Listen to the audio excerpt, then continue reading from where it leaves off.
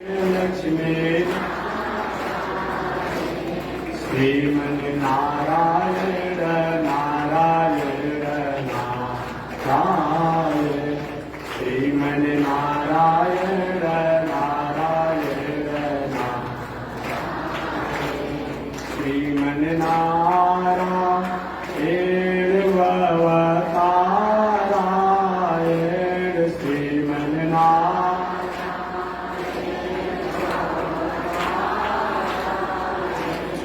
लक्ष्मी नारायण नारायण नारायण लक्ष्मी नारायण नारायण नारायण श्रीमन नारायण नारायण नारायण श्रीमन नारायण नारायण नारायण।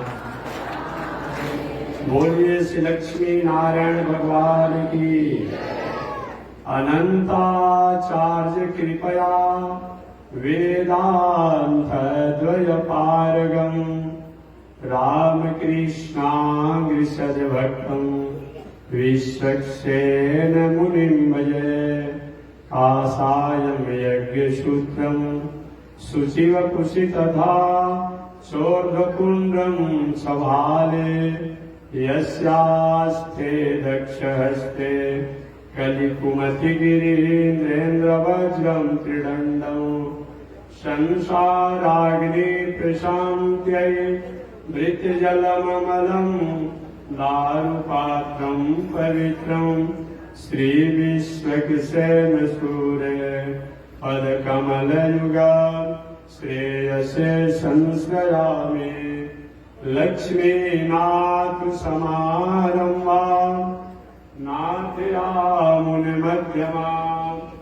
अस्मदाचार्य पर्यन्ता वन्दे गुरो परम्परा नारायणाय विद्महे वासुदेवाय धीमहि तन्नो विष्णु प्रचोदयात् महालक्ष्म्यै च विद्महे विष्णु पत्न्यै च धीमहि तन्नो लक्ष्मी प्रचोदयात् तन्नो लक्ष्मी प्रचोदयात्। परमाराध्य श्री लक्ष्मी नारायण भगवान नित्य वंदनीय पूज्य गुरुदेव श्री त्रिदंडी स्वामी जी महाराज के जुगल चरणों में कोटिशः नमन। भगवत भागवत आचार्य कैंकर्य पारायण मानव पावन भूमि पर पावन कथा को निवेदन किया जा रहा है। पावन कथा प्रसंग अंतर्गत नैमिषारण्य का पावन क्षेत्र है। 88,000 संत महात्मा लोग एकत्रित हुए हैं। 1000 वर्षों तक चलने वाला धार्मिक अनुष्ठान हो रहा है। वह नैमिषारण्य में व्यास जी के शिष्य रोमहर्षण सूत जी भी पहले से पहुंचे हुए हैं।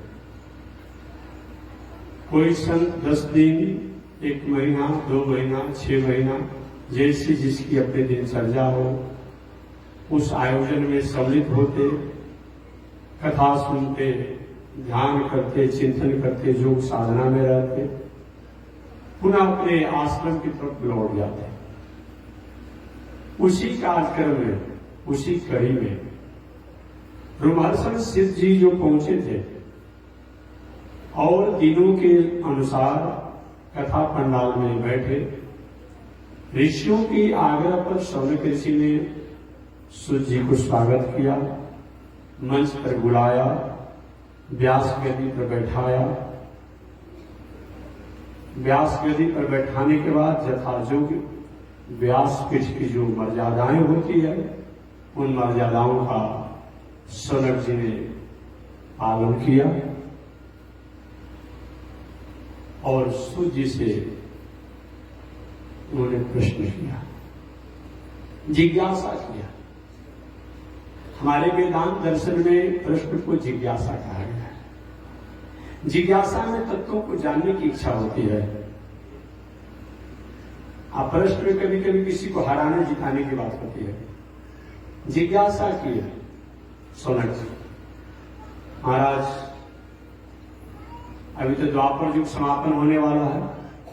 जब ये कार्यक्रम नैमिषारण्य में चल रहा था, द्वापर युग समापन होने वाला था, कलयुग प्रारंभ होने वाला था। अभी तक कलयुग आ गया है कि महाराज द्वापर युग समाप्त होने वाला है, कलयुग प्रारंभ होने वाला है, अभी तो हो चुका है।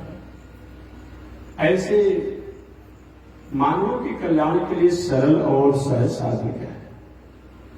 कौन ऐसा पूजा है, कौन ऐसा पाठ है, कौन ऐसा सिटी पकड़ रहा है, मेरे अंदर कुछ की हो तो ठीक है, जो भी की हो रोज इधर उधर मत कीजिए, जितना कष्ट करके कह लीजिए, कम भी मत कीजिए और बेसी मत कीजिए। कौन ऐसा पूजा है, कौन ऐसा पाठ है, कौन ऐसा जग है जिसके द्वारा हानि पकड़ रहा है, ठीक कर दे, सुन करके ठीक है, जो हम कम श्रम करें, कम धन का खर्च हो और हमें वही फल प्राप्त होना चाहिए जिस फल को बड़े बड़े साधक लोग बहुत दिनों तक साधना आराधना करने से प्राप्त करते हैं। क्योंकि काल व्याल मुखग्रास महाराज, ये हमारा आपका जीवन जो है बहुत चंचल है। कहा तो जाता है कि वायु बहुत चंचल है, मन बहुत चंचल है, लेकिन वायु को तो बस में कर लिया जाता है। आप जिस मोटरसाइकिल से आए होंगे, साइकिल से आए होंगे, फोर व्हीलर गाड़ी से आए होंगे, मशीन और यंत्रों के द्वारा वायु को बस में करके रखा गया है ना।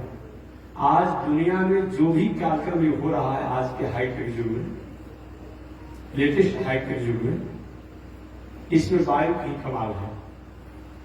क्या है? वायु की ही कमाल है, हवा की ही कमाल है। प्रेशर का मोटरसाइकिल आ गया, प्रेशर वाला फोर व्हीलर गाड़ी आ गया, प्रेशर के कारण ट्रेन चलती है, प्रेशर से बस चल रहा है, ट्रक चल रहा है, हेलीकॉप्टर चल रहा है, जहाज चल रहा है, अरे पानी का भी जहाज उसी चल रहा है। जो भी दुनिया में काम हो रहा है प्रेशर के कारण हो रहा है। लेकिन कभी कभी जहाज की यात्रा की होंगे, जब तक प्रेशर नहीं बन पाता है तब तक जहाज रनिंग नहीं ले पाती है, देखे होंगे। तो प्रेशर का ऐसा युग हो गया है। हम लोग कहते तो थे, गीता में भी कहा गया कि वायु को बस में रखना बहुत कठिन काम है, लेकिन वैज्ञानिकों ने अपने तकनीकी से वायु को भी अपने बस में कर लिया है। उपकरणों द्वारा टीवी में, टायर में, अलग अलग जगहों पर उनको बंद करके रखता है। मन की जहां तक बात है, मन को भी बस में करना बहुत बड़ा कठिन काम है, परंतु जोगी लोग, साधक लोग अपने मन को ही बस में कर ही लेते हैं। आपने सुना होगा, कामदेव भूत बावन शंकर जी की समाधि को तोड़ने के लिए क्या नहीं किए। कामदेव का कोई भी बाण शंकर जी को प्रभावी नहीं हुआ। प्रतीक हमारा प्राण जो है, यह प्राण किसी के बस में आते नहीं। नास्तिक हो तब, आस्तिक हो तब, याद रखिएगा। और सब किसी को कोई माने या न माने, लेकिन मृत्यु तो सब मानता है। मृत्यु को सब मानता है, हम भी मानते हैं, आप भी मानते हैं। इस मृत्यु पर आज के किसी का बस नहीं चला। वैज्ञानिकों ने बहुत विचार किया कि प्राण कैसे निकलता है, इसको देखा जाए। अभी तक ऐसा नहीं हुआ। लंकेश रावण जब मरने लगा तो उसे भगवान श्री राम ने कहा, लक्ष्मण जाकर के कुछ लंकेश रावण से शिक्षा दी। देखिए, हमारा भारतीय दर्शन जो है, हमारा वैदिक दर्शन जो है, हमारा सनातन दर्शन जो है, किसी भी व्यक्ति में कोई भी गुण हो, उसको हमें स्वीकार करने को अधिकार कराता है। एक खराब आदमी भी कुछ न कुछ गुण होता है, तो किसी में कोई भी गुण हो उसको स्वीकार करना चाहिए। जिस लंकेश रावण से इतना बड़ा विवाद जो भगवान श्री राम की अस्मिता पर चुनौती दे दिया, उनकी संस्कृति पर चुनौती दे दिया, उनके कुल खानदान पर चुनौती देकर के सीता जी को अपहरण कर लिया। वही लक्ष्मण है जब जनकपुर में जनक जी महाराज ने कहा मैं समझ गया कि पृथ्वी जो है बीजों से खाली है, उसमें लक्ष्मण जी ने क्या कहा, हे जनक, हे जनक, हे भेद नहीं कह रे कह, हे कहते तो एक बात बनती, रे जनक, जहां भी रघुवंशी हो, सूर्यवंशी हो, ऐसे कभी भी बात अनुचित बोलने की प्रयास मत कीजिएगा, सोचिएगा। ऐसे बल से संपन्न होने के बाद भी, सबको जानने के बाद भी लंकेश रावण ने सीता जी को लंका में पहुंचा दिया। फिर भी भगवान श्री राम कहते कि लंकेश आ रहा है, बहुत बड़ा उत्तम कुल का ज्ञानी है, विद्वान है, पंडित है, पढ़ा लिखा है, कुछ से नीति सीख लीजिए, राजनीति सीख लीजिए, समाज नीति सीख लीजिए, कूटनीति सीख लीजिए, मानव नीति सीख लीजिए। पुनः एक बार मैं कहूं, हमारा भारतीय दर्शन किसी के गुण को छोड़ता नहीं है। हम रावण का भले ही पुतला जलाते हैं, क्या देखेगा, हम रावण का भले ही पुतला जलाते हैं, या रावण का पुतला हम नहीं जलाते हैं, रावण की नैतिकता के ह्रास के पुतला हम जलाते हैं। रावण में आचरण का, रहन सहन का, उठन बैठन का, बोलन चलन का, खान पान का, व्यवहार का जो कमजोरी था, दोष था, त्रुटि था, फाल था, विफाल था, उसका हम पुतला जलाते हैं। लेकिन जिस रावण में जो गुण था, उस गुण का सुबह सुबह जगने के बाद हर शंकर जी के मंदिर में उस पर विचार करते हैं। ऐसा दुनिया में और कहीं नहीं होता है। ये हमारा भारतीय दर्शन में होता है, हमारा वैदिक दर्शन में होता है। शिव तांडव कभी आप लोग पढ़े हैं? पढ़े होंगे, नहीं तो सुने होंगे। कभी आप उज्जैन महाकाल में गए होंगे, शंकर जी के यहाँ, विश्वनाथ जी के यहाँ भी गए होंगे, हो सकता है आप बैजनाथ धाम भी गए होंगे। ये शिव तांडव जो पाठ होता है, कहा जाता है कि शिव तांडव को सुनने से शंकर जी को बहुत बड़ी प्रसन्नता होती है। दो चीज सुनने से पूजा में शंकर जी को विशेष प्रसन्नता होती है। एक तो अपने ससुर जी की आवाज, शंकर जी को, इसीलिए जितने शंकर जी के पुजारी और भक्त लोग होते हैं, क्या करते हैं, गाल बजाते हैं, मन बकरा जैसा बोलते हैं ना, इससे शंकर जी को प्रसन्नता होती है, अपने ससुर जी की याद आती है। और दूसरा शिव तांडव, ये शिव तांडव किसका बनाया हुआ है? लंकेश रावण का बनाया हुआ है। कम से कम इतना जान लीजिएगा कि लंकेश रावण का बनाया हुआ है। हमारा भारतीय दर्शन व्यक्ति का विरोध नहीं करता है, व्यक्तित्व का विरोध करता है। अगर व्यक्ति में व्यक्तित्व ठीक नहीं है, आचरण ठीक नहीं है, रहन सहन ठीक नहीं है, तो उसका पुतला भी जलाते हैं। और उस व्यक्ति में कोई अच्छाई है, उसको सुबह सुबह मंदिर में स्तुति भी करते हैं। यही भारतीय दर्शन है। और दूसरे दर्शन में हम विरोध करते हैं तो उनके हर चीजों का हम विरोध करेंगे, अनुमोदन करेंगे, चाहे हम कितना भी दोष क्यों न हो, उसका हम अनुमोदन करेंगे। परंतु हमारा भारतीय दर्शन, वैदिक दर्शन करते करेंगे, दोष को दोष मानेंगे, अच्छाई को अच्छाई मानेंगे। मैं निवेदन करना चाहता हूं, मृत्यु लक्ष्मण जी जाकर के लंकेश रावण से महाराज कुछ कूटनीति, राजनीति, समाज नीति के बारे में बताया जाए, क्या क्या आपकी इच्छाएं तो भी बताइए। लंकेश रावण ने कहा मेरे जीवन में 3 इच्छाएं थी। एक हमारी इच्छा यही थी कि कोई भी व्यक्ति नरक में जाए ही नहीं, नरक विभागे हम बंद कर दें, नरक विभाग रहने ही नहीं देते। इसके लिए हमारा पुत्र मेघनाथ जमराज को वश में रखा था, ये भी काम नहीं हुआ। और स्वर्ग में जो जाना चाहे वो जाए, इसके लिए मैं पृथ्वी लोक से स्वर्ग तक सीढ़ी बनाना चाहता हूं, ये भी नहीं। एक में मैं सोचा था दुनिया में हम अजीब बन गए हैं, मैं दुनिया के लोगों को मारते रहूं, हमें कोई न मारे, तीनों मेरी इच्छा कोई नहीं। बुरे आदमी जो होते हैं अच्छे कामों को सोचते सोचते मर जाते हैं, आप बुरा काम को स्वप्न में सोच लेते उसको करने के लिए तैयार हो जाते हैं। श्री सूत जी कहते हैं, श्री सौनक जी कहते हैं सूत जी से कि हे सूत जी, आप केवल एक व्यास जी के शिष्य नहीं है, अज्ञान ध्वांत विध्वंस कोटि सूर्य समप्रभ, आप उस प्रकार से अज्ञान को दूर करने में सक्षम हैं जैसे कि कितना भी कुहासा हो और सूर्य जब उदय होते हैं तो सारा कुहासा दूर हो जाता है, अंधकार दूर हो जाती है और प्रकाश हो जाता है। आप केवल व्यास जी के शिष्य नहीं, आप अज्ञान को दूर करने में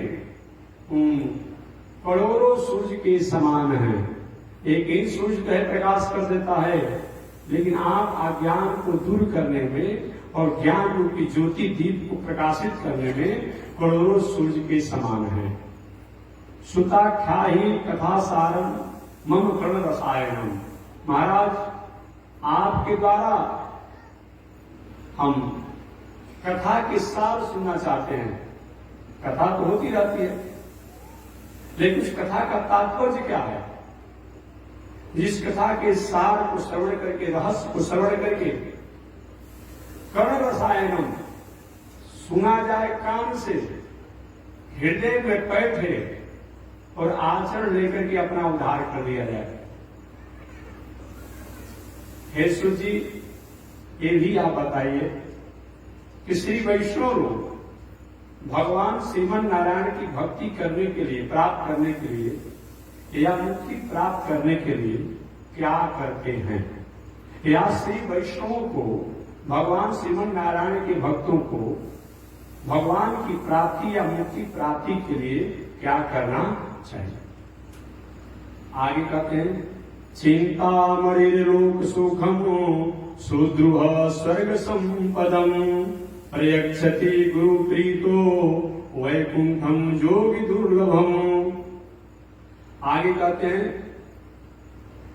कि महाराज, इस संसार में किसी को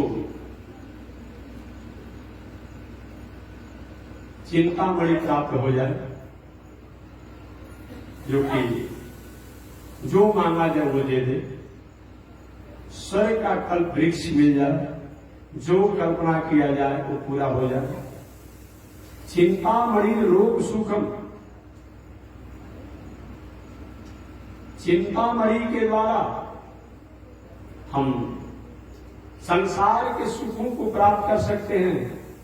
सुदृढ़ स्वर्ग संपदम, और स्वर्ग में जो कल्प वृक्ष है, उस कल्प वृक्ष के द्वारा जो कामना करेंगे वो भी प्राप्त हो जाता है।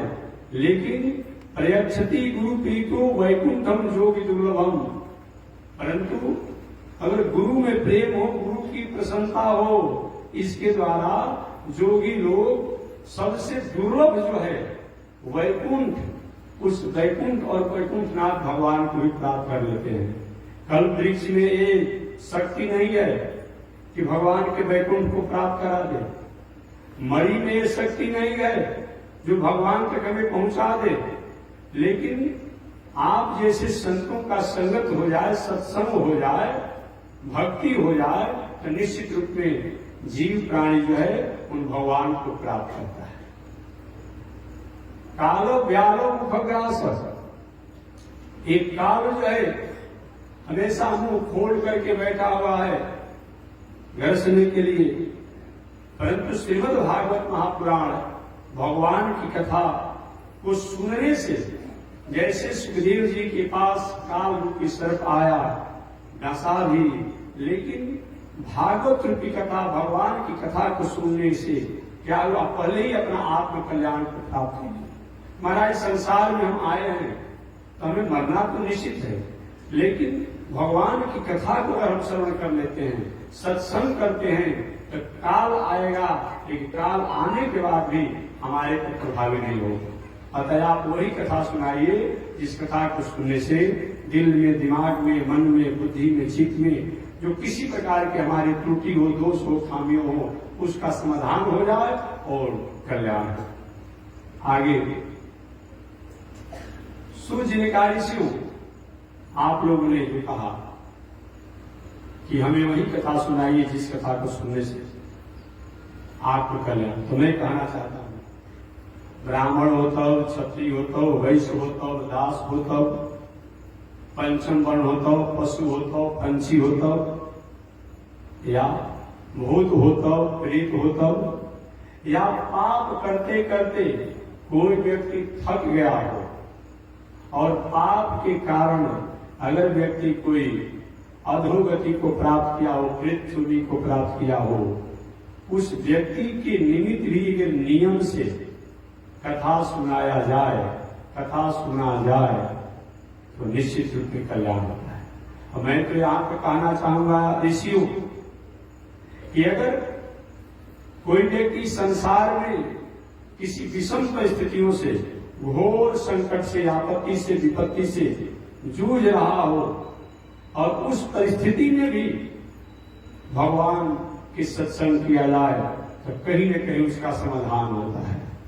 हारता विषैणा शिथिलाश्च भीता घोरेषु सर्व्याधिषु वर्तमाना संकीर्तनारा येन शब्दमात्रं विमुक्त दुःखा सुखिनो भवन्तु।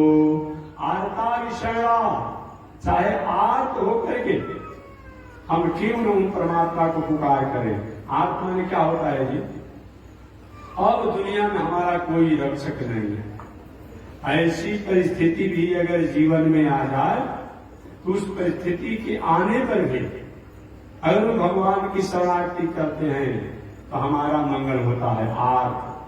आर्त भक्त कौन? गजेंद्र। आर्त भक्त कौन? द्रौपदी। द्रौपदी को जब कोई सहारा नहीं मिला, द्रौपदी ने पुकारा, भो कृष्णाच्युत भो कृपाल हरे, भो पांडवा नाम सके, क्वासी क्वासी सुयोधनाधिपैताम, भो रक्ष मामा। गजेंद्र ने पुकारा। गजेंद्र को पहले अपने परिवार, अपने पर भी अहंकार था, तो मैं भी तो हूं। ऐसा वैसा गजेंद्र था नहीं, उसमें भी 10,000 हाथी का बल था। जब गजेंद्र का अपना बल काम नहीं किया तो क्या कहता है? नक्रग्रस्त समुद्रित करम ब्रह्मादयो भोसुरा रक्षन्ता इति देनवाक करिणम देवेश शक्ते सुजा मां भय से रीति तस्य चक्रहनने चक्रायुधा श्रीधरो व्यार्त प्राण परायण भगवान नारायणो में गति। गजेंद्र ने पुकारा, नक्रग्रस्त केवल सुन का भाग बचा हुआ था। ब्रह्मादयो वो सुना, हे ब्रह्मा जी, हे शंकर जी, हे इंद्र जी, आपने रक्षा करे, कोई रक्षा नहीं किया। तब का इस दुनिया की जो रक्षा करने वाला है, क्या वो मेरी रक्षा नहीं करेगा? वही गजेंद्र द्वारा स्तुति किया गया, कहा कि मैं उनको प्रणाम करता हूं, उनकी शरणागति करता हूं जो इस संसार में नाम अनंत होने के बाद भी अनामी रूप में भी जाने जाते हैं, जिनका गुण होने के बाद भी, अनंत गुण होने के बाद भी अगुण के रूप में भी कभी कभी जान लिया जाता है, जिनका अनंत धाम होने के बाद भी बिना धाम वाला होकर के भी दुनिया का कल्याण करते हैं। क्या वो मेरी कृपा नहीं करेंगे, मेरे ऊपर वे अपना छत्र छाया नहीं रखेंगे? वह गजेंद्र ने भगवान को स्तुति किया, प्रणाम किया। भगवान कहीं आना है, सलाई और सलाई का तिल्ली, अग्नि कहाँ है? सलाई 1000 रख दीजिए, और जाड़ा का समय हो, भोजन बनाना हो, अब तो लाइटर भी आ गया है, अग्नि तो नहीं हो पाएगी। अब वही सलाई और सलाई के तिल्ली का घर्षण करेगा तो अग्नि हो जाती है। भगवान अनंत गुण, अनंत नाम, अनंत धाम होने के बाद भी जब तक से भक्ति और भक्त इन दोनों का घर्षण नहीं होता है, तब तक से वो परमात्मा हमारे ऊपर कृपा नहीं करते हैं। ऐसे गजेंद्र की रक्षा किया। आरता आरती भक्त है, आरता विशाला, विशाल भक्त, क्या करे क्या न करे, कैसे करे, सोच और शोक में। अर्जुन सोच और शोक में थे, भगवान ने उन पर कृपा किया। आरता विषया शिथिला स्मृता, शिथिल अवस्था में और कोई रक्षा नहीं कर पा रहा, शिथिल हो गए हैं, उस समय भगवान कृपा करते हैं। आरता विषया शिथिला स्मृता, अजामिल जैसे लोग भयभीत हो गए, उन पर उन्होंने कृपा किया। विमुक्त दुखा सुखिनो भवन्तु, ऐसे लोग भी अगर भगवान की शरणागति करते हैं तो भगवान कृपा करते हैं। सूर्य कहते हैं ऋषियों,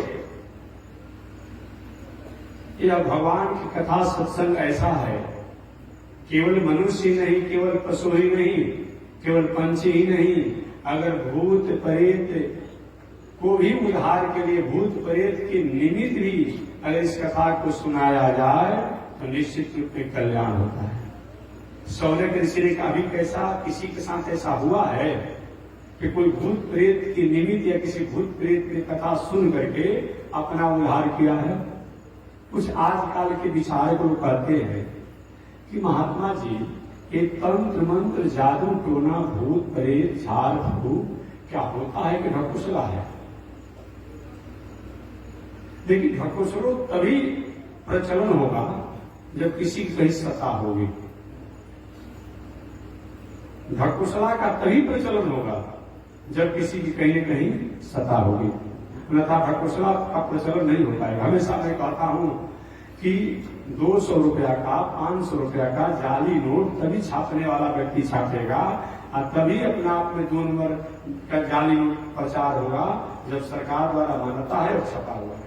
अगर गवर्नमेंट द्वारा 200 नोट और 500 नोट को कैंसिल कर दे, मान्यता रद्द कर दे, कोई जाली नोट छपाएगा?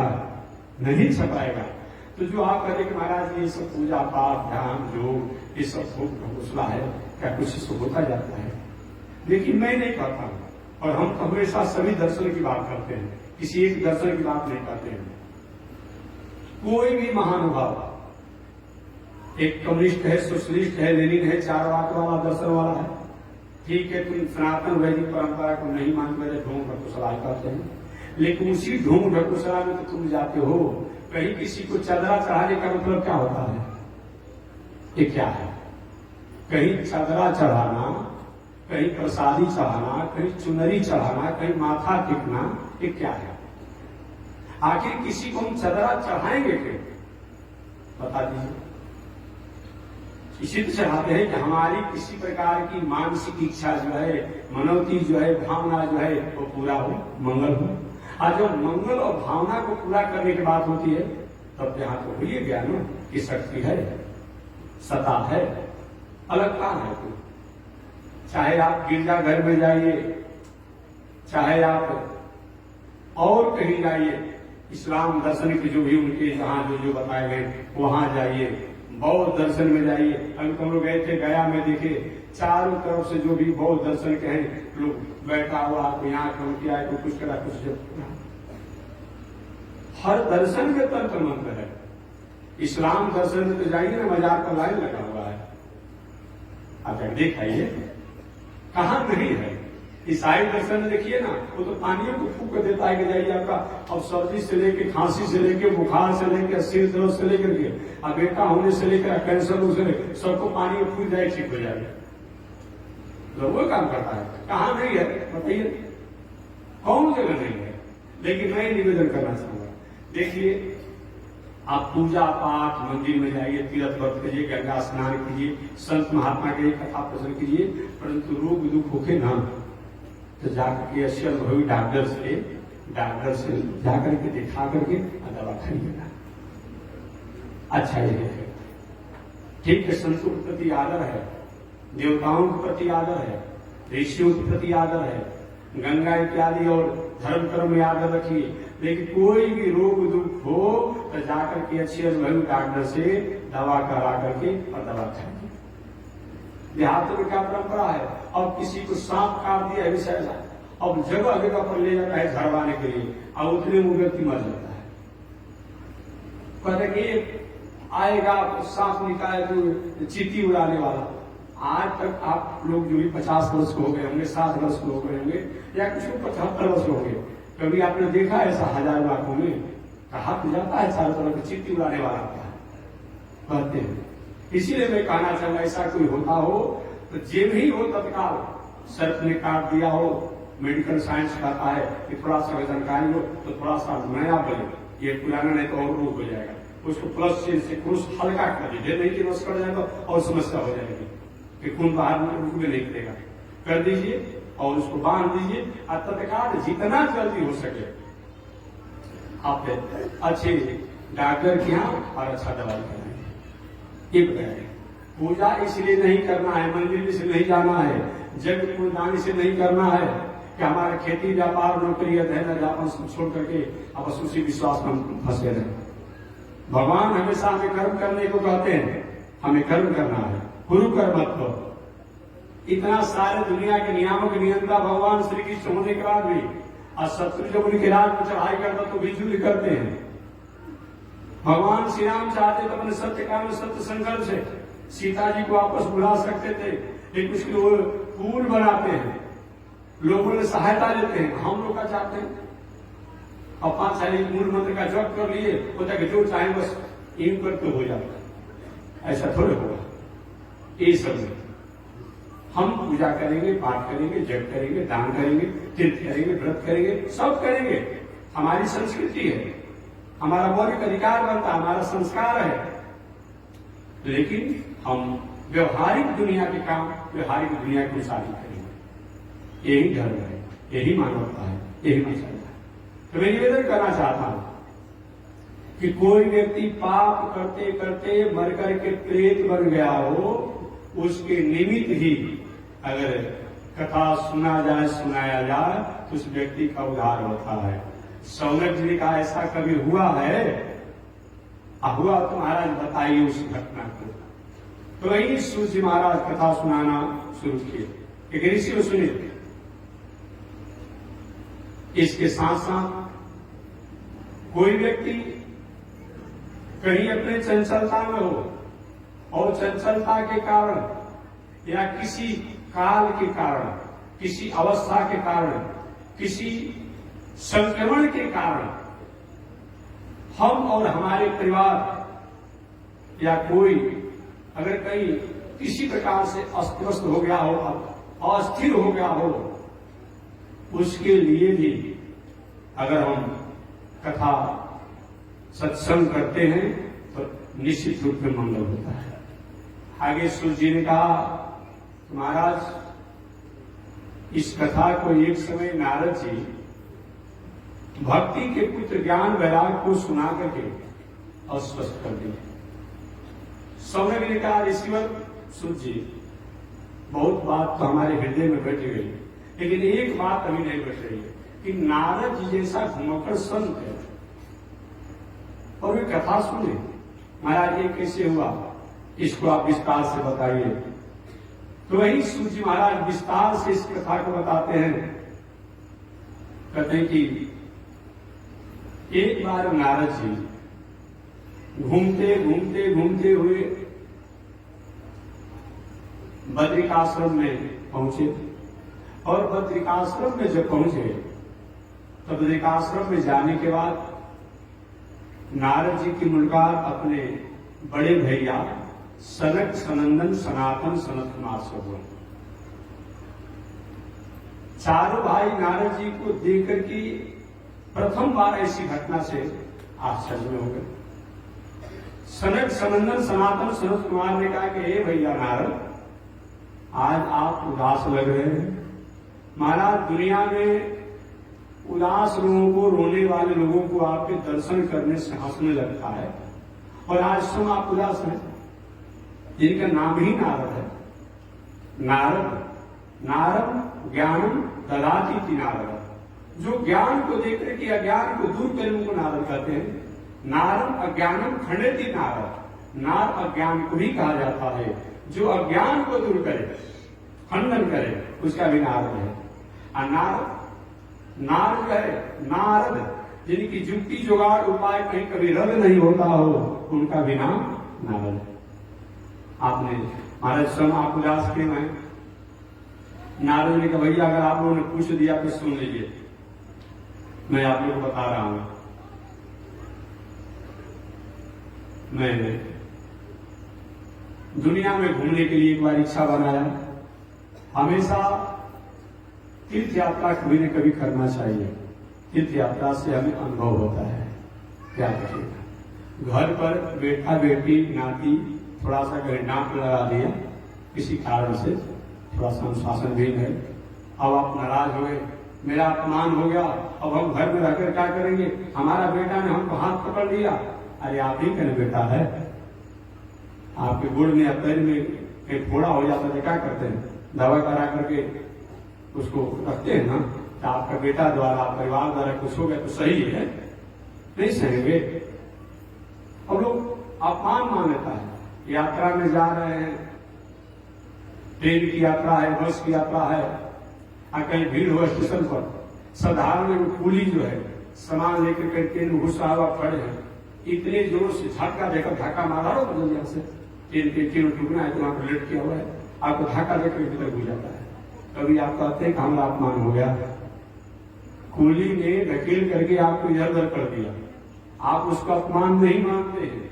आप बेटा थोड़ा सा कुछ बोल दिया कहते हमारा अपमान हो गया। घूमने से हमें अनुभव होता है कि हम कितने में हैं। कई 2-4-10 लाख रुपए की गाड़ी खरीद कर चलते हैं तो होता है, जब चलते हैं तो देखते हैं कि कोई गली चलाए नहीं दिख रहा है। अब ऐसे ऐसी गाड़ी रोड पर जो घूमी तो हजारों चल रही है, काहे का अहंकार कर रहे हैं? क्यों अहंकार कर रहे हैं? एक घर बना दिए तो अहंकार करते हैं, अब ऐसा से कितना अपार्टमेंट बना हुआ बड़े बड़े राजधानियों में, काहे का अहंकार करते हैं? इसलिए संसार में घूमने से, समाज में रहने से हमें अनुभव होता है, और जीवन में कोई विषम परिस्थितियां आती है उस पर धैर्य धारण करने की हमें स्थिति आती है। एक विचार करने से नारद जी कहते भैया आपने पूछा कि दुख का कारण उदास क्यों है, तो मैं एक बार इच्छा बनाया पूरी दुनिया में पृथ्वी हमारी कर्मभूमि है, तो पृथ्वी को कर्मभूमि समझकर मैं घूमने लगा, और घूमते घूमते मैं हर जगह घूमा। श्रीरंगम कहते हैं, मैं घूमते घूमते श्रीरंगम गया, रामेश्वरम गया, बाला तिरुपति जी गया, और घूमते हुए पुष्कर गया, प्रयाग गया, काशी गया, नासिक गया, हरिद्वार गया, कुरुक्षेत्र गया, फिर भी कहीं हमें शांति नहीं मिली। नारद कहते हैं मैं हर तीर्थों में घूमा लेकिन कहीं भी हमें शांति नहीं मिली। अच्छा, सनक सनंदन सनातन संत माने का नारद जी ऐसा क्यों? एक इसका कारण यह है कि तीर्थों में अपराधियों ने, नास्तिकों ने, भ्रष्टाचारियों ने, कुकर्मियों ने अपना जमौड़ा बना लिया है। 2-4-10 को मर्डर करके जा रहा है, कुकर्म करके जा रहा है, दाढ़ी मुंह से बढ़ा करके साधु बन करके वहां मठ को दखल किया हुआ है। इस संत महात्मा साधु का चीज होता है, दखल किया है दूसरा, इसीलिए तीर्थों में शांति नहीं मिली। सोचे कि चले संत महात्माओं के आश्रम पर चले। तो संत महात्माओं के आश्रम पर जब गए तो वहां भी एक विडंबना है, ये साड़ी कहां सूख रहा है, ये साड़ी कहां सूख रहा है, तो ये सन्यासी बाबा के यहाँ। अब सन्यासी या साड़ी सूख रहा है, ये लड़का किसका रो रहा है, तो ब्रह्मचारी बाबा के। अरे ब्रह्मचारी बाबा, ये वैभव कहाँ है, तो त्यागी बाबा के। ये हल्ला कहाँ हो रहा है, तो मौनी बाबा के। नारी कहते हैं मैंने घटना देखा इस दुनिया में कि साधु संत महात्मा ये भी विलासी हो गए हैं। घर से जब चलता है तो ज्ञान वैराग में चलता है, क्या दुनिया में रखा है, नश्वर दुनिया है। और जब ये भी साधु बनता है तो अपने ही भोग विलास में रहता है। साधु परमार्थ के लिए होना चाहिए, साधु बड़े परमार्थी परमार्थी साधु होना चाहिए। हमको 5 रुपया मिलेगा, 50 रुपया मिले, भला 5 लाख मिले, 50 लाख मिले, 50 करोड़ मिले, हम राष्ट्र समाज और संस्कृति के हित में कुछ पैसा लगाएंगे। इसके लिए हमको कोई दे रहा है, हम कोई नहीं दे रहा है। हर 15 दिन पर 1 महीना पर हम लग्जरी गाड़ी बदलते रहे, कपड़ा बदलते रहे और सब करते रहे, इसलिए थोड़ी कोई हमको दे रहा है। लेकिन आज यही है, नारद जी कहते हैं कि मैं संत महात्माओं के आश्रम को गया कि चलो वहां पर कम से कम शांति मिले। तीर्थों में तो अपराधियों द्वारा सभी आश्रम में जमौड़ा कर दिया है, वहां शांति नहीं मिली, तो चले कम से कम संतों के आश्रम पर। और संतों के आश्रम पर गया तो वहां भी जो है संत जो है विलासी हो गए हैं, पाखंडी हो गए हैं और कोई धर्म कर्म से बहुत स्थिति नहीं है। चल सोचे कि चलो तब गृहस्थ के यहाँ चले, गृहस्थ के यहाँ तो आनंद होगा।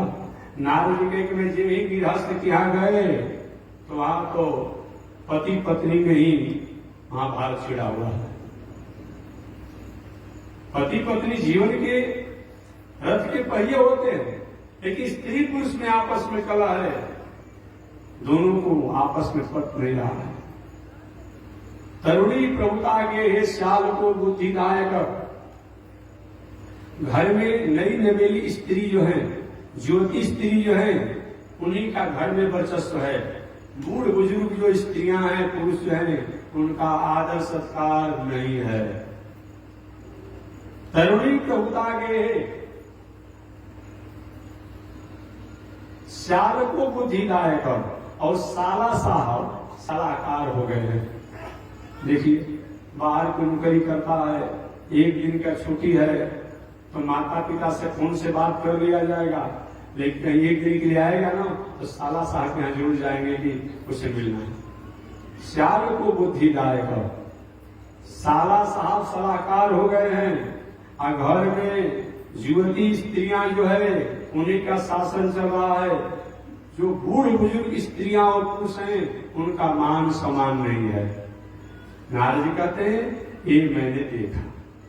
आगे कहते नारद जी, मैं तीर्थों में, मंदिरों में और धार्मिकों का जमौरा देखा कि जहाँ तीर्थ है, मंदिर है, अच्छे लोगों को रहना चाहिए और वहां अधार्मिक लोग जो है वही अपना जमौरा जमाया हुआ है। नारद भैया इस प्रकार मैंने कलयुग का कौतूहल हर जगह देखा। कहते आगे मैं पृथ्वी पर विचरण करते करते सोचा कि चलो भगवान की लीला भूमि वृंदावन है, ब्रज है, मथुरा है, वहां चला जाए। कहते कि मैं वहां ब्रज में गया, वृंदावन में गया। अब वृंदावन में मैं जब घूमने लगा तो वहां तो भक्ति का संचार है, भक्ति करते हुए लोगों को देखा गया। आज भी देखिए हम लोग अयोध्या में भी रहते हैं, वृंदावन में भी किसी किसी को जाने का मौका मिला होगा। आज भी वृंदावन में भक्ति थोड़ा संचालित है। आज हमको तो कभी कभी बहुत अच्छा लगता है, मैं देखते रहता हूँ। कभी कभी छोटे छोटे हमारे देश के लोग है, छोटे छोटे विदेशी भी जो आता है अगर हमारी वैदिक परंपरा को करना चाहता है, वो चाहे समझे या न समझे कि राम कौन है, कृष्ण कौन है, राधा कौन है, रुक्मिणी कौन है, वृंदावन क्या है, यहाँ क्या हुआ, भले कुछ कम ही जानता हो, लेकिन देखते हैं कि 5 वर्ष का लड़का है, धोती या कुर्ता पहना हुआ है, माला लेकर के श्री कृष्ण करता है, हरे राम करता है, इससे राधे राधे करते रहता है। तो भक्ति का आज भी वृंदावन में है, आज भी है, वहां भी थोड़ा सा कुछ तो बदलाव हुआ है, लेकिन आज भी और जगहों से वृंदावन में भक्ति है। नारद कहते भैया मैं वृंदावन में गया, वृंदावन में भक्ति का संसार था। मैं घूमते घूमते यमुना जी के तट पर गया, तो एक बहुत बड़ा आश्चर्य देखा। नारद जी कहते हैं आश्चर्य था कि युवती स्त्री, एक जवान स्त्री, भले ही उसका उम्र जितना भी हो, भले ही उसका उम्र जितना हो, लेकिन देखने में मालूम पड़ता है कि वह लगभग 25 वर्ष से कम ही उम्र की है। ज्योति तो 16 वर्ष को ही कहा जाता है, लेकिन हमने अपनी तरफ से बता दिया कि 25 वर्ष के भीतर ही है। ऐसे ज्योति विशेष करके 16 वर्ष को लगभग को ज्योति या जुआ कहा जाता है। तो 25 वर्ष से भीतर गया था, एक युवती स्त्री रो रही है और उसके सामने 2 बूढ़, भले उनका उम्र जितना हो, 2 बूढ़ अचेत अवस्था में उसके सामने मृत शैया पर पड़े हुए हैं। मात्र उनका श्वास ही चल रहा है, बाकी मृतक के समान ही पड़े हुए हैं, और तब उनका लगा हुआ है। और उस युवती के चारों तरफ से और युवतियां घेर करके उसे दृढ़ास और विश्वास दे रही है कि बहन जो भी कष्ट और दुख होता हो, इसको धैर्य से धारण करना चाहिए। नारद जी कि मैं हैरान हो गया, क्या आश्चर्य की बात है। बार बार उस युवती हे पुत्र, हा पुत्र, हे पुत्र, हा पुत्र, क्या भगवान श्री कृष्ण अपने गोलोक धाम चले गए तो इस आपत्ति विपत्ति को देखने के लिए ही छोड़कर चले गए? ऐसी आपत्ति विपत्ति उनको अगर देना ही था तो आखिर संसार में उन्हें छोड़े के अनेक प्रकार के करुण क्रंदन, अनेक प्रकार की व्यथा को कह करके युवती रो रही है, और अपने जो अचेत पड़े हुए वृद्ध पुत्र हैं, उम्र जितना भी हो, उनको बार बार जगाती है, उठाती है, बैठाती है, बेटा जगो, उठो, स्वस्थ हो, लेकिन उन पर कोई प्रभाव नहीं पड़ता है।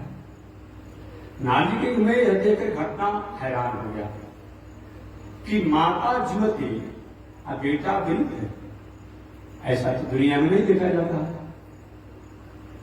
माता युवती हो, युवावस्था हो, और बेटा वृद्धावस्था हो, ये दुनिया में देखा जाता है कि माता का उम्र अधिक हो और पुत्र का उम्र कम हो, ये देखा जाता है। लेकिन यहाँ देखा है कि माता का उम्र कम है और बेटा की उम्र जो है अधिक है। नारी कहे कि मैंने सोचा कि चल करके पता कर देख ली कि ऐसा क्या है, क्यों हो रही स्त्री कौन है। नारी कहे कि जो ही मैं वहां कुछ ही आगे बढ़ा, जाने के लिए, कारण जानने के लिए मन में आया कि ये देखिए कहीं वहां पर स्त्रियों का भीड़ है, मात्र 2 अचेत अवस्था में पुरुष पड़े हुए हैं, अब मैं कहीं जाऊं और स्त्री के दे बाबा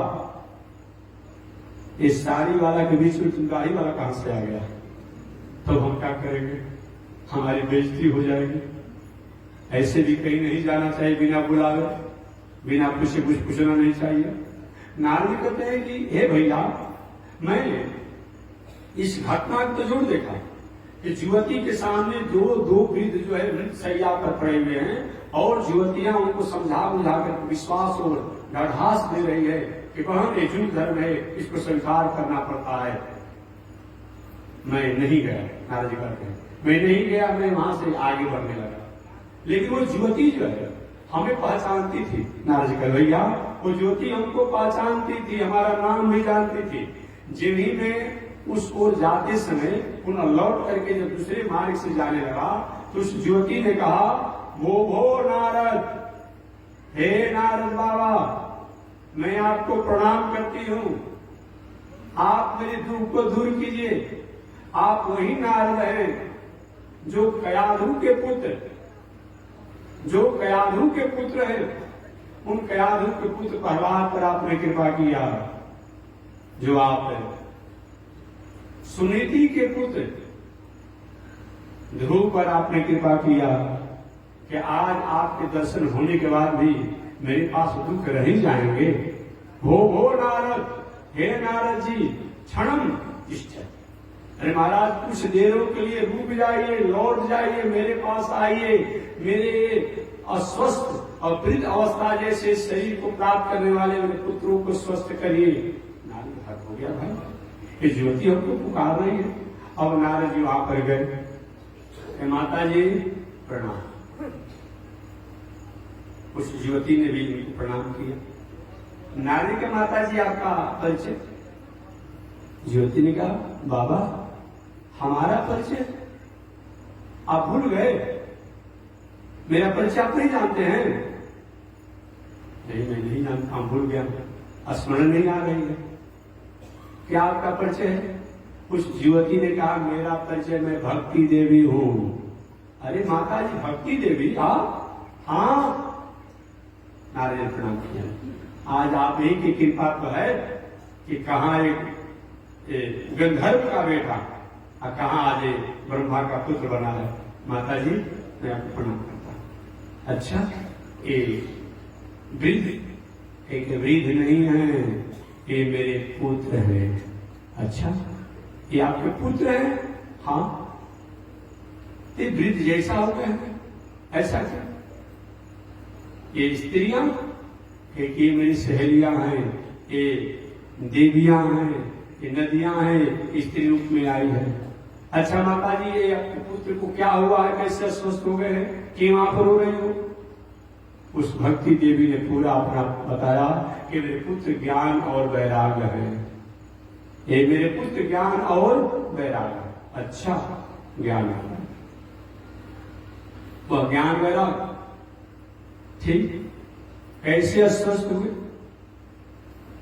वो सारी घटना को बताया कि हे बाबा नारद जी, मैं द्रविड़ देश में दक्षिण भारत में प्रकट हुई, दक्षिण भारत में प्रकट हुई, कर्नाटक इत्यादि प्रदेशों में मेरा आदर और सम्मान हुआ, मेरे पुत्र का भी आदर और सम्मान हुआ। और जब ही हम गुर्जर प्रदेश में आए, हालांकि टीकाकारों ने गुर्जर को प्रदेश का अर्थ गुजरात किया है, कि जब ही मैं गुर्जर प्रदेश में आई तो मैं और मेरे पुत्र ज्ञान वैराग अस्वस्थ हो गए। इसका मतलब क्या? आज भी आप दक्षिण भारत में देखेंगे जो भक्ति है, जो पूजा जब करते हैं वहां के पुजारी और जो होते हैं लोग, माल पर साक्षात भगवान के सामने रो रहे हैं तो बात कर रहे हैं। हम लोग पूजा गलत है। भक्ति आज भी वहां पर भक्ति भी है और ज्ञान वैराग्य है। वहां गृहस्थ जो है संत महात्मा वैसे ही में क्यों न हो, लेकिन अपने गृहस्थ आश्रम के नियमों में रहते हैं। और हमारे देश में क्या हो गया? कल पंडित जी थे, कल भंडारी जी थे, बाद में पुजारी जी बने, बाद में पंडित जी बन गए, अब बस चौथे दिन का बन गया वो सन्यासी जी बन गए। ऐसा वहां नहीं है।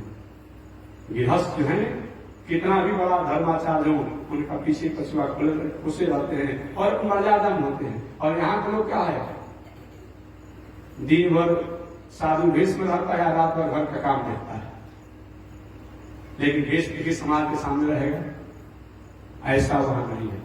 वहां एक मर्यादा है। भक्ति माता ने कहा कि दक्षिण भारत में मेरा मान सम्मान हुआ, मेरे पुत्रों का भी मान सम्मान हुआ, ज्ञान वैराग का। कर्नाटक में मेरा आदर सम्मान हुआ। आज भी आप दक्षिण भारत में जाएंगे तो देखेंगे वहां रोज घर के द्वार पर चौका पूरा जाता है। हमारे यहाँ कभी कोई विवाह शादी या कोई उत्सव महोत्सव हो तब कोई चौका पूर्ण दिया जाता होगा, लेकिन दक्षिण भारत में आप देखेंगे रोज घर के द्वार पर हमारी माताएं सुबह जगने के बाद सबसे पहले चौका ही पूरा जाता है। एक परंपरा कुछ महाराष्ट्र में भी है, बाकी तो दक्षिण भारत में विशेष है। वहां रोज वहां है। आगे भक्ति माता ने कहा जेवी में गुर्जर प्रदेश में आई, गुर्जर प्रदेश में गुजरात में आई, तो वहां भक्ति और ज्ञान वैराग तीनों अस्वस्थ हो गए। अर्थात यहाँ भक्ति करने का तरीका बिजनेस है, यहाँ ज्ञान का तरीका बिजनेस है, यहाँ वैराग का मतलब बिजनेस है। कोई भी काम बिजनेस से, मैंने कहा ना आज पैकेज चल रहा है कथा के लिए। अगर आप कई कथा किसी हाईटेक लोगों से सुना हो, बड़े कंटेक्ट पर उनके पीए रखा गया है, पीए से बात नहीं करेंगे, बेइज्जती हो जाएगी ना। अब पीए से बात हो रहा है, कैसा कितना पैकेज चल रहा है हमारा भी सुनेंगे। ये क्या है? जिस व्यास जी ने ग्रंथ लिखा, जिस वाल्मीकि जी ने ग्रंथ लिखा, जिन तुलसीदास ने ग्रंथ लिखा, वो पैकेज में लिखे थे। उनका किताब, उनका ग्रंथ, उनकी कथा, और आप पैकेज पर कथा कह रहे हैं, अटेंडर हो रहा है। आज जो भी धर्म कर्म पूजा पाठ में जो व्यवसायीकरण हो गया, इसका कहीं न कहीं उधर के महानुभावों का जरूर कुछ न कुछ हाथ है। जो भक्ति माता ने कहा आज वही देखिए,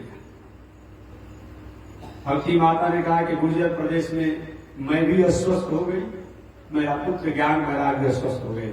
अर्थात वहां न भक्ति, न ज्ञान, न वैराग्य, ये तीनों का कहीं आदर नहीं।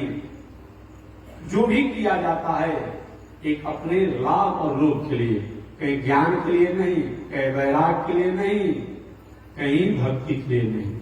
आज यही हो रहा, अभी कल परसों से किसी व्यक्ति कह रहा महाराज बहुत से ऐसे लोग हैं, अब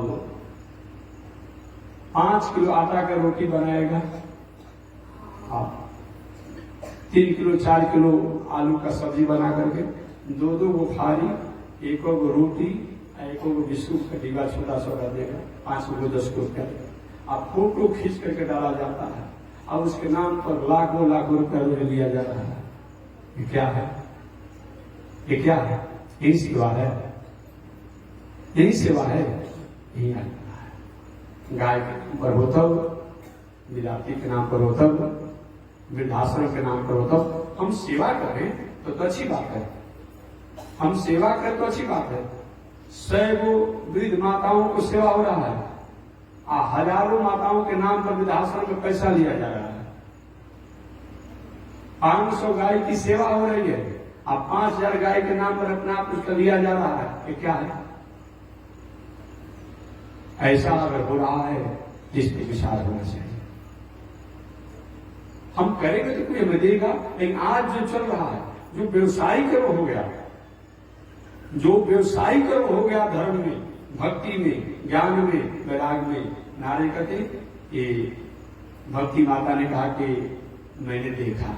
आगे मैंने सोचा चलो वृंदावन भगवान की भूमि है, वहां चला जाए। और वहां भक्ति माता ने कहा कि मैं इसी वृंदावन में आई, तो वृंदावन में मैं आई और मेरे पुत्र भी किसी तरह स्वस्थ अवस्था में उनको मैं लेकर के आई। यहाँ तो मैं स्वस्थ हो गई। भक्ति माता कहती है वृंदावन में मैं तो स्वस्थ हो गई, लेकिन मेरे पुत्र ज्ञान वैराग का यहाँ कोई ग्राहक नहीं है। ये यहाँ पर अचेत पड़े हुए हैं, इनका कोई यहाँ पर ग्राहक नहीं है। इसीलिए यही मेरे पुत्र हैं। बाबा नारद जी, आप चाहेंगे तो मेरे पुत्रों को स्वस्थ कर सकते हैं।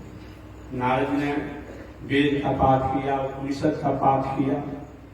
वेद पाठे मुहुर्मुहुः, बार बार वेद का पाठ किया, उपनिषद का पाठ किया, गीता का पाठ किया, विष्णु सहस्त्रनाम का पाठ किया।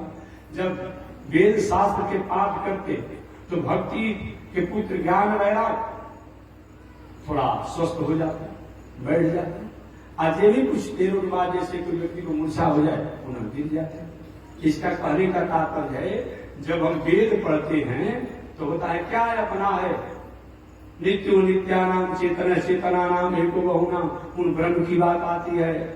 जब शास्त्रों को पढ़ते हैं, क्या है दुनिया में अपना है, सब तो नश्वर है। आज ये भी किताब को संपूर्ण करते हैं, बस वही अहंकार, वही ईगो आ जाता है।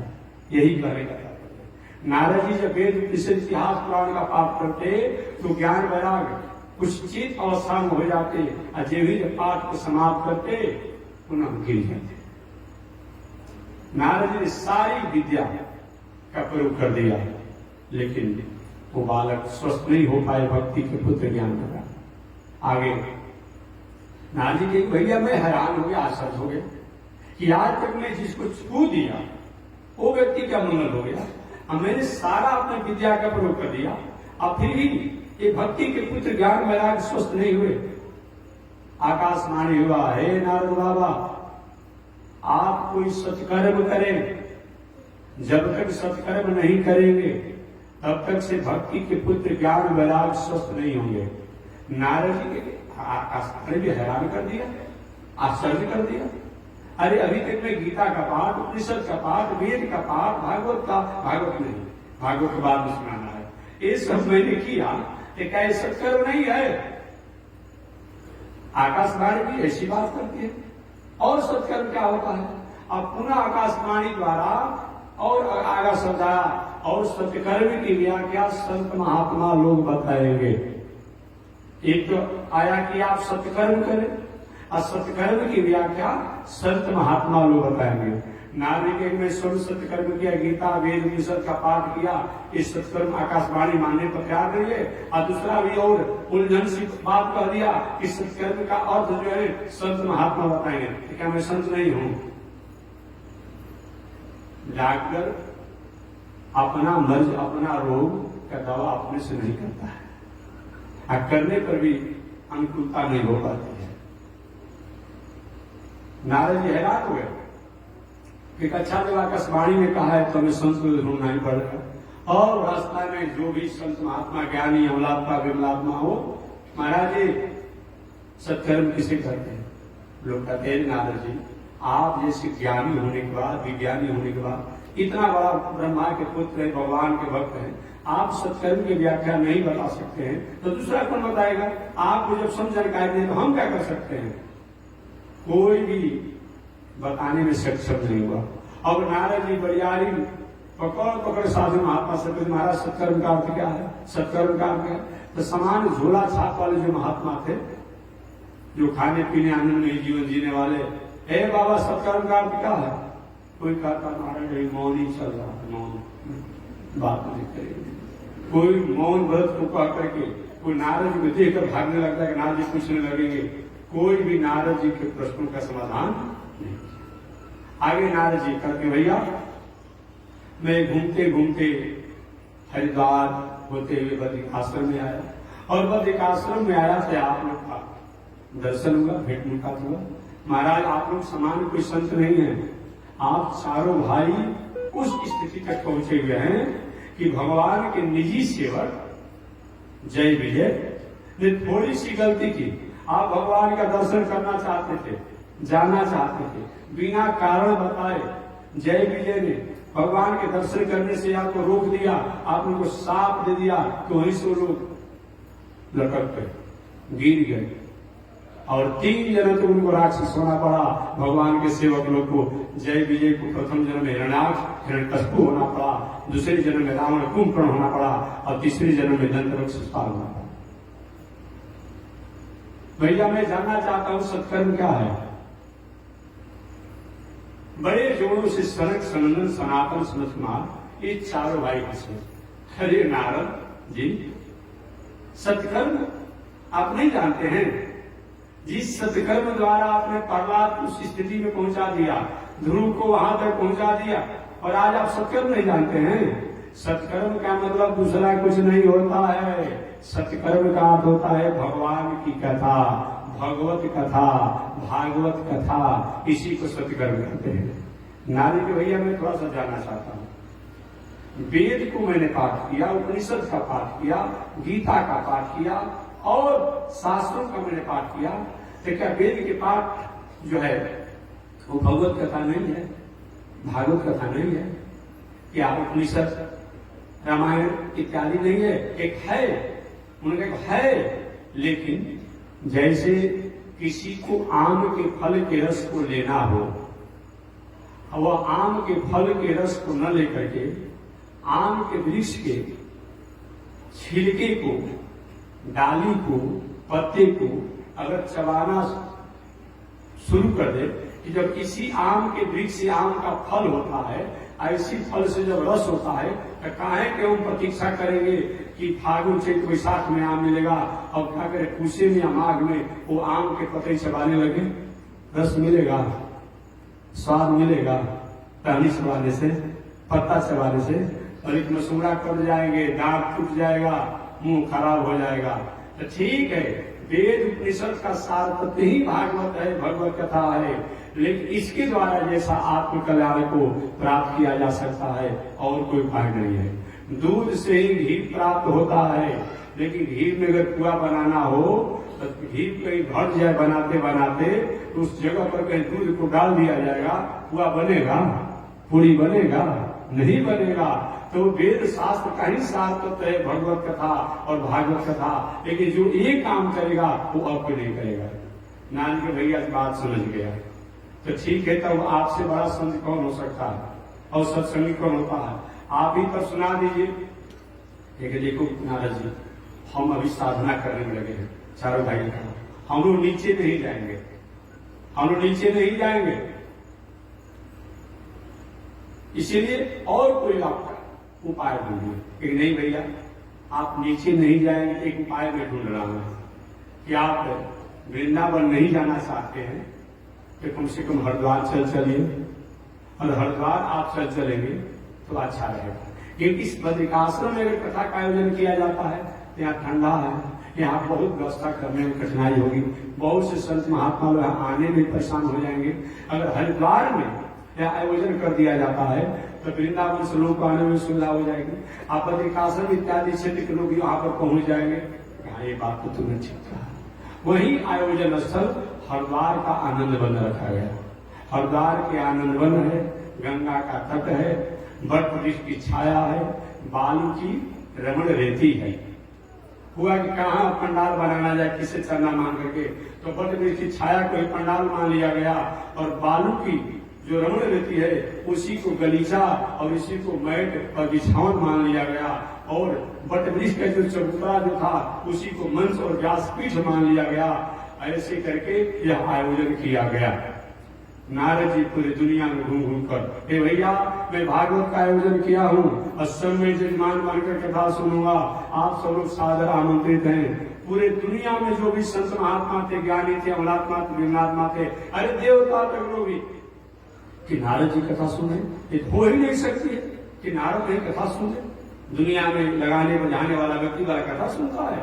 कुछ लोग तो कौतूहल देखने के लिए आ गए हरिद्वार में, और कुछ लोग जब नारद जैसे संत कथा सुन सकते हैं तो हम काहे नहीं सुनेंगे। ये विचार करके अपनी अपनी समाधि, योग, साधना सब त्याग करके समेट करके और सभी लोग हरिद्वार के आनंद वन में आए।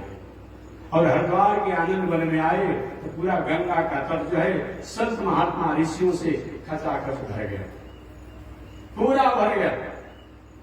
मत पूछिए, कुछ ऐसे अहंकारी प्रवृत्ति को लोग थे, नारद होके भाई एबीसीडी को ब्रह्मा हम नहीं जाएंगे, काहे नहीं जाएंगे, उनसे कम थोड़े है। ऐसे लोगों को भृगु जी को जिम्मा दिया गया और ऋषियों को जिम्मा दिया गया, महाराज आप लोगों को किसी तरह से बुला कर लाइए, समझा बुझा कर लाइए। और भृगु जी जाके शर्म नहीं आती है? भगवान क्या भक्त बने हो, भगवान की इतनी बड़ी कथा सुनाने वाले सनातन संत कुमार आ रहे हो, चलिए। और समझा बुझा करके लोगों को लाया गया। आप अपने गांव में कहीं भी सार्वजनिक काम करते हो, जो नास्तिक हो, विरोधी हो, उसको समझा बुझा करके जोड़ ले आइए। आप हमारा बिगाड़ने से कहो तो काम बिगाड़ेगा आकर के? जी हाँ, यहाँ आकर के काम बिगाड़ते बिगाड़ते भी संकोच करेगा, और स्वतंत्र छोड़ देंगे तो अपने अकेले नहीं रहेगा, वैसा अपना जैसा सैकड़ों को एक टीम बना देगा, पूरा काम ही आपका बिगड़ जाएगा।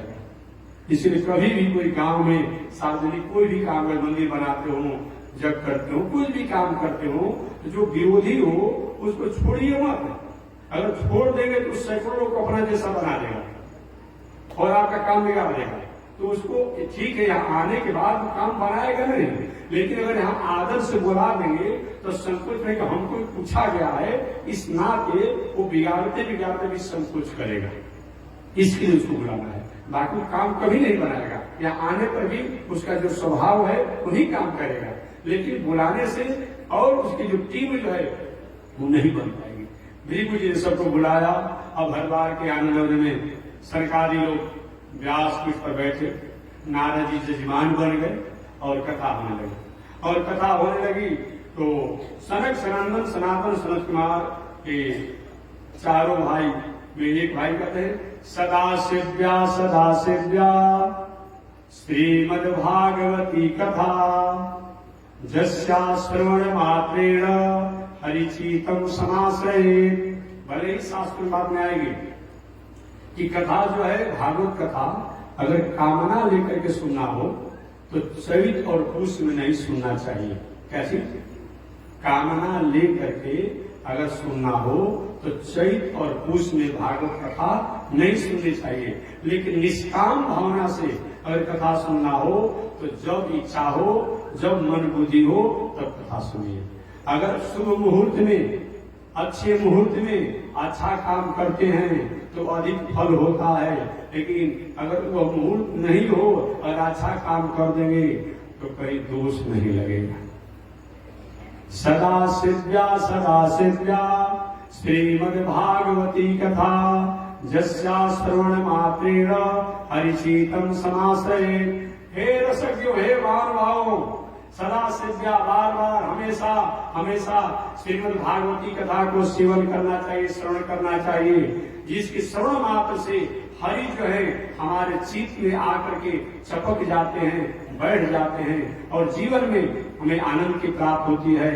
कलयुग में जो जम नियम आसन प्राणायाम प्रत्याहार धारणा ध्यान समाधि द्वारा जो प्राप्त नहीं होता है, जो जग करने से, जो तप करने से, जो दान करने से, जो स्वाध्याय करने से जो फल प्राप्त करना कठिन है, वह फल को हम सहजता से इस भागवत कथा के द्वारा प्राप्त कर लेते हैं। यत् फलम नास्ति तपसा न योगेन समाधिना तत्फलम लभते सम्यक् कलौ केशव कीर्तनात्। कहते हैं कि जिस फल को तपस्या द्वारा, योग द्वारा, समाधि द्वारा प्राप्त करने के लिए कठिनाई से प्राप्त होता है, उसको सहजता से भगवान की कथा को श्रवण करने से हम प्राप्त कर लेते हैं। यत् फलम नास्ति तपसा न योगेन समाधिना अनायासेन तत्सर्वं सप्ताह श्रवणे लभते। यत् फलम नास्ति तपसा, जो तपस्या योग समाधि द्वारा जिसको प्राप्त किया जाता है या कठिनाई से प्राप्त होता है, उस फल को सहजता से हम भगवान की कथा को सुनने से प्राप्त कर लेते हैं। ये अभी महिमा ही हो रही थी और उसी समय भक्ति या भक्ति के पुत्र ज्ञान वैराग जो वृंदावन में जमुना जी के तट पर स्वस्थ थे, वो स्वस्थ होकर के हरिद्वार आ गए। बड़ी आश्चर्य की बात है। कथा सुन रही, अरे महाराज कथा हो रही हरिद्वार में, कथा हो रही हरिद्वार में, अब भक्ति के पुत्र है ज्ञान वैराग कहाँ? वृंदावन में। अब वहां से आगे स्वस्थ होकर के, एक दिन पहले मैंने बताया था ना, अपने प्रसंग से हमको कथा में ही प्रवेश करना है, मैं बताया था। एक बार मैं गाड़ी से आ रहा था, मैंने बताया था सुनो कि झारखंड से आ रहा था, हमारी गाड़ी बिगड़ गई, बार बार उसमें लिख रहा था engine check, engine check, engine check. कितना भी खींच करके लाया गया, कितना भी मिस्त्री से बनवाया गया, कुछ नहीं हुआ। और जो शोरूम जहां से गाड़ी लिए थे उसके मालिक जो है वो फोन किए, उसने कहा महाराज इसका कोड नंबर बताइए, और कोड नंबर जो ही बताया गया तो बताने के बाद कहा कि महाराज इस कोड के द्वारा आपका जो चाबी जो है, चाबी का रिमोट जो है उसने आपने गलती से दबा दिया लॉक वाला, अब उसको वहां पर खोल दिया लॉक को और बस गाड़ी ठीक हो गया, ठीक हो गया। तो जब कहाँ पर शोरूम है, कहाँ गाड़ी बिगड़ा हुआ है और वह ठीक हो सकता है, तो वहां पर अगर भक्ति के पुत्र ज्ञान वैराग थे, यहाँ पर नारद जी सप्ताह सुन रहे हैं और सनक सनंदन सनातन सब सुना रहे हैं, तो कौन आश्चर्य की बात है। और ये भागवत कभी सुनने में अभी तो मात्र महिमा हो रही है। इसी के भक्ति के पुत्र ज्ञान वैराग स्वस्थ होकर के अपनी माता के साथ और भी भक्ति के जो सहेलियां थी सब वो हरिद्वार के आनंद वन में आकर के, और जहाँ कथा हो रही थी उसी के बीच में श्री कृष्ण गोविंद हरे मुरारे हे नाथ नारायण वासुदेव। कोई कोई मुरारी शब्द कहता है, हालांकि अगर व्याकरण से कहा जाएगा तो मुरारी शब्द में थोड़ी सी त्रुटियां होती है, तो मुरारी शब्द होगा। श्री कृष्ण गोविंद हरे मुरारे, हे नाथ नारायण वासुदेव। लेकिन भावना में लोग मुरारी शब्द कह देते हैं, लेकिन मुरारी शब्द हो। तो ऐसे कीर्तन करते हुए और सबके बीच में आकर के कीर्तन करने लगे। लेकिन कीर्तन करने का, भजन करने का, गायन करने का आज की परंपरा नहीं है, ये अनादिकाल की परंपरा है। कुछ संत महात्मा ठीक है, हम कथा प्रवचन में भजन गायन नहीं कराते, इसीलिए नहीं कराते हैं कि हमको कथा ही इतना कहने में समय लग जाता है कि गायन करने वाले बेचारे को मौका कहाँ मिलेगा। बाकी हम इसका आदर करते हैं, सम्मान करते हैं, मानते हैं कि जो भी कथा कहने वाले हमारे महानुभाव कथा व्यास हैं, अगर कहीं भजन गायन इत्यादि होता है उपयुक्त और मर्यादित, तो कोई आपत्ति नहीं, क्योंकि ये भजन भी दूसरा कुछ नहीं है, साम वेद है।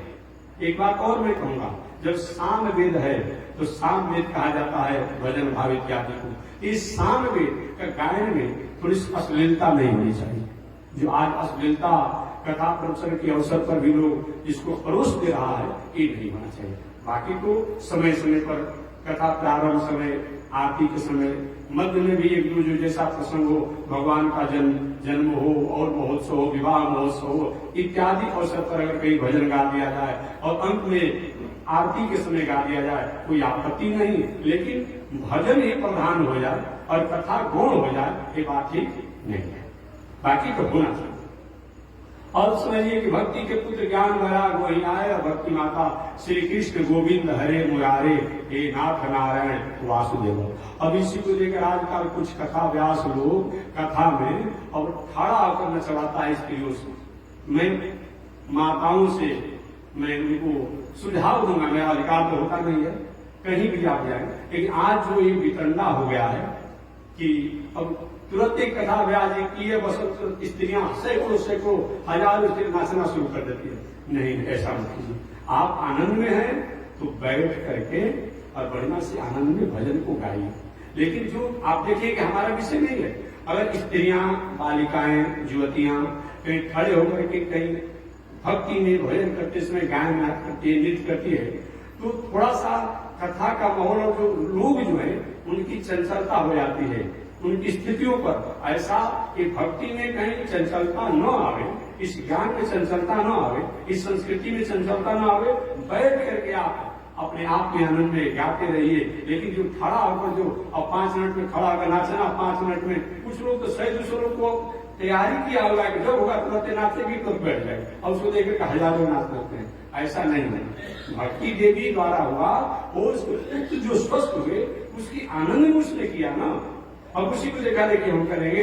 ईमान को कहते हैं कि भक्ति देवी और नाच सकती है, उनके पुत्र ज्ञान वैराग जब नाच सकते हैं, उनकी सहेलियां जब नाच सकती है, तो हम काहे नाचेंगे? नहीं, एक काम मैं नहीं करूंगा, एक काम आप नहीं करेंगे। इसीलिए मैं निवेदन करना चाहूंगा, भाई तो कोई मानने वाला है नहीं भाई, सबकी अपनी एक प्रणाली होती है अपनी व्यवस्था की। लेकिन ऐसा अगर न हो तो हमारे संस्कृति का अच्छा की मर्यादा का पालन होगा।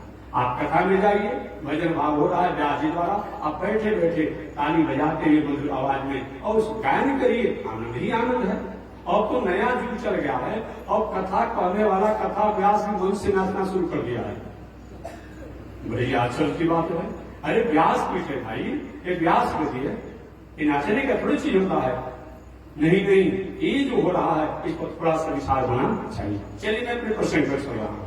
तो भक्ति के पुत्र ज्ञान वैराग अपने और भी भक्ति माता अपने सहेलियों के साथ हरिद्वार के आनंद वन में, जहां नारद जी यजमान बनकर भक्ति के पुत्र ज्ञान वैराग के लिए कथा सुन रहे थे। और नारद जी के बड़े भाई सनक सनंदन सनातन संत कुमार, चारों जो ब्रह्मा जी के सबसे बड़े पुत्र हैं, कथा सुना रहे थे।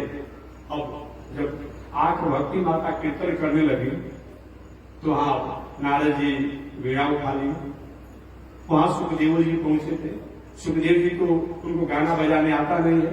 जय हो बलिहारी हो, जय हो बलिहारी हो, यही कह रहे थे। मैंने जो इंद्र ने अपना मृदंग उठा लिया, मैंने जो जैसा था इसने अपना करताल उठा लिया और सब लोग श्री कृष्ण गोविंद हरे मुरारे, हे नाथ नारायण वासुदेव, इस प्रकार से भक्ति सुतौतौ तरणो गृहीत्वा प्रेमैक रूपा सहसा विरासित श्री कृष्ण गोविंद हरे मुरारे। यहाँ भी मुरारे से दिया है, हरे मुरारे नाथेति नामानि मुहुर्बंदी। यही और कह करके लोग कीर्तन शुरू कर दिया। जब कीर्तन समाप्त हुआ तो भक्ति माता ने कहा, हमारे लिए कहाँ बैठने का जगह है? ऐसे हमारी माताएं एक साइड में बैठी है, हमारे पुरुष लोग एक साइड में बैठे हैं। अच्छा लग रहा है, अच्छा लग रहा है। माताएं अपनी मर्यादा में, पुरुष वर्ग अपनी मर्यादा में, अच्छा लग रहा है। भक्ति माता ने कहा कि हमारे लिए कहाँ बैठने की व्यवस्था है? कहाँ व्यवस्था है? अब सब आश्चर्य हो गए। एक नारद जी को विश्वास नहीं था कि सही में भक्ति के पुत्र ज्ञान वैराग्य के निमित्त अगर कथा सुनाया जाएगा तो भक्ति के पुत्र ज्ञान वैराग्य स्वस्थ होकर आ जाएंगे, अब भक्ति देवी आ जाएगी। और सनक सनंदन सनातन सनत कुमार ये भी नहीं, लेकिन दिमाग में उनको बात था, ये भी विश्वास नहीं था कि भक्ति के पुत्र स्वस्थ होकर के आ जाएंगे, स्वस्थ हो जाएंगे, लेकिन यहाँ आ जाएंगे ये नहीं था। अगर ऐसा होता तो उनके लिए कहीं न कहीं जगह जरूर रखा गया होता। सबके लिए अलग अलग जगह रखा गया था, संतों की अलग, सन्यासियों की अलग, ब्रह्मचारियों की अलग, स्त्रियों की अलग, पुरुषों की अलग, व्यवसायियों की अलग, विद्वानों की अलग, सबकी अलग अलग व्यवस्था किया गया था। व्यवस्था होता है। अब सब लोग एक दूसरे को मुंह देखने लगे कि कहाँ रखा जाए। अंत में सरकारियों ने कहा कि हे देवी, आपने पूछा कि मैं कहाँ रहूं, तो आपको रहने का मैं जगह बता रहा हूं। प्रभु बताया जाए, सकल भुवन मध्य निर्धनास्ते धन्या निवसति हृदय जैसा श्री हरे भक्ति रेखा हरिरत निज लोकम सर्वथा तो विहाय प्रविशति हृदय तेसा भक्ति सूत्रोपनद। हे भक्ति माता, आपने रहने की बात कहा, एक सीमित जगह पर से आपको रहने से दुनिया का कल्याण होने वाला नहीं है। सकल भुवन मध्य, एक पूरे दुनिया में 14 भुवन में, तीनों लोक में, सकल भुवन मध्य निर्धनास्ते की धन्या, उन निर्धनों, वह निर्धन धन्य है, वह निर्धन धन्य है जो निर्धनास्ते की धन्या, वह निर्धन धन्य है निवसते तेषाम, जो कि अवगुण के निर्धन है, अनीति, अन्याय, अधर्म, अत्याचार, पापाचार, कुकर्म, व्यभिचार के निर्धन है। ऐसे निर्धनों के हृदय में तुम्हारा वास हो, जो भक्ति, सदाचार, परमार्थ, दया, सरलता, सहजता, कोमलता के जो धनी हो, और जो दुराचार, अत्याचार, पापाचार के निर्धन हो, ऐसे उन निर्धनों के जो भक्ति से जिनका हृदय आनंदित हो, निवसते जैसा हरि भक्ति रेखा, जो भगवान की भक्ति करने में ही जिनका एकमात्र है और उनके पास और कुछ नहीं है, ऐसे वह भगवान के भक्तों के हृदय में आपका निवास हो। उसी दिन से भक्ति माता हृदय में निवास करने लगी और उनके पुत्र ज्ञान वैराग निवास करने लगे। इस प्रकार आगे पूरी कथा को सनक सनंदन सनातन सनत कुमार ने भक्ति देवी के पुत्र ज्ञान वैराग के निमित्त नारद जी के जजमान स्वरूप में पूरा भागवत सुनाया और भागवत सुनकर के भक्ति को अपने को कृतकृत हुई ही, ज्ञान वैराग स्वस्थ हुए ही, भक्ति के सहेलियां भी आनंद को प्राप्त किया। और उस दिन से भक्ति माता के भले भगवान अलग अलग युगों में अपने लोकों में चले जाएंगे, लेकिन मैं तो भक्तों के हृदय में वास करूंगा। इसलिए भगवान श्री कृष्ण जब जाने लगे तो उद्धव जी से कहे, उद्धव मेरे जाने के बाद मेरा शरीर 4 स्थानों पर रहेगा, जहां मेरा भक्त रहेंगे वो भक्त के हृदय में मेरा निवास रहेगा। भागवत ग्रंथ जो है साक्षात मेरा स्वरूप होगा। अब बद्री नारायण भगवान का मंदिर और मूर्ति जो है साक्षात मेरा स्वरूप होगा।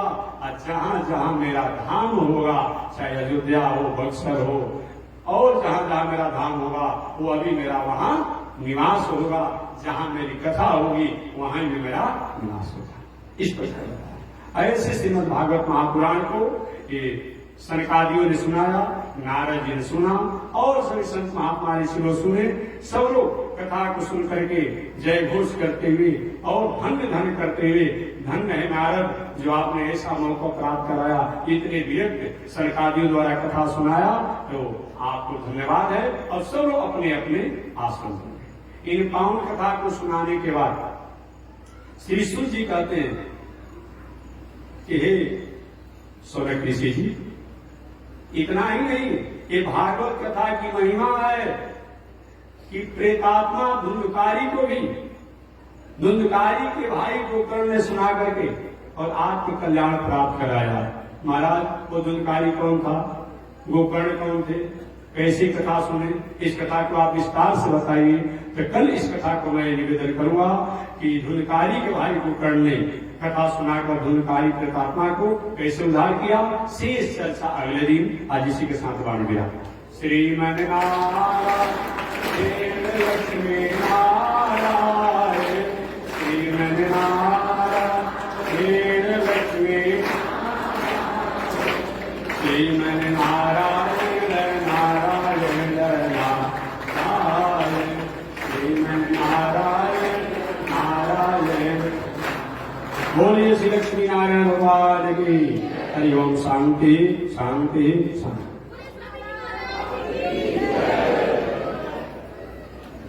नारायण, पुनः मैं बता दूं, परसों दिन गुरु पूर्णिमा है ना, परसों दिन गुरु पूर्णिमा है। कुछ लोग कहे कि स्वामी जी यहाँ रहेंगे कि बक्सर जाएंगे, मैं रहूंगा यहीं पर।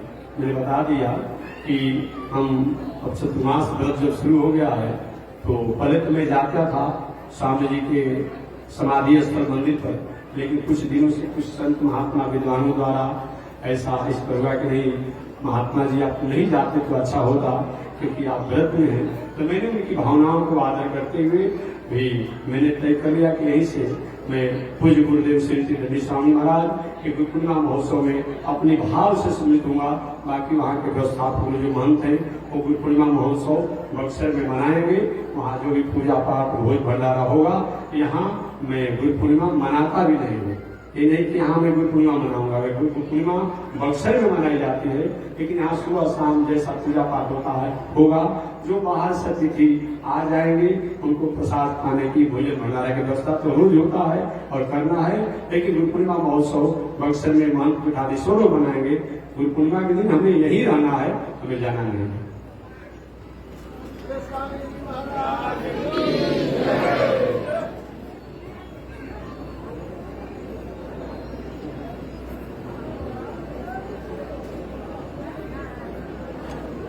ओम चंद्रमा मनसो जात चक्षो सूर्यो जायत, रोद्वायुष प्राण समुखाद विरजायत, श्रीष्ठते लक्ष्मी सुभद्रया भवराते, पार्श्वे निषत्राणि रूपम स्वयं व्याप्तम, विश्वे निकाला मोमयी खाण, सर्वलोकम मयी खाण। लक्ष्मी नारायण भगवान की, विश्व जगदाचार्य श्री दंडी स्वामी जी महाराज की। हरि ओम। शांति शांति शांति।